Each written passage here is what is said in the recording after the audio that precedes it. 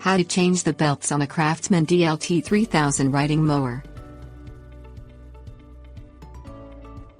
Craftsman DLT 3000 riding mowers make it manageable to have a large lawn.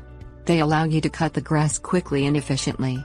After 2 years of mowing, the deck belts need to be replaced, as the belts will become misshaped through wear and tear. In order to safely replace the belts on a Craftsman DLT 3000, you must first remove the mower deck. Things you will need: new motion drive belt, new mower drive belt, remove mower deck.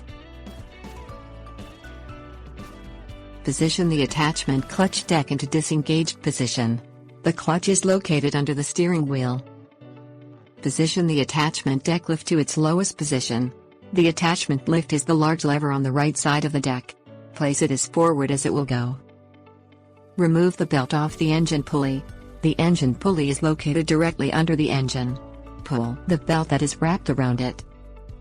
Remove the retainer rings, anti-sway bar connecting the deck center to the mower's frame. Raise the deck lift up so the suspension arms are out of the way. Move the deck away from the mower and onto a flat surface where the belts can be changed. Replace mower blade drive belt. Unwrap the belt around the two pulleys on the left and right portions of the deck, which are called the right and left mandrel pulleys. Remove the belt off the middle pulleys, which are called the idler pulleys. Pull belt away from the deck. Place the belt around the right and left mandrel pulleys.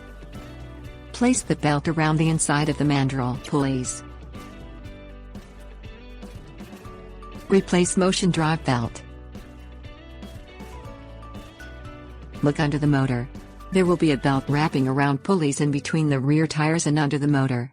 Remove the belt from the clutching and stationary idler pulleys, the pulleys directly behind the pulley under the engine.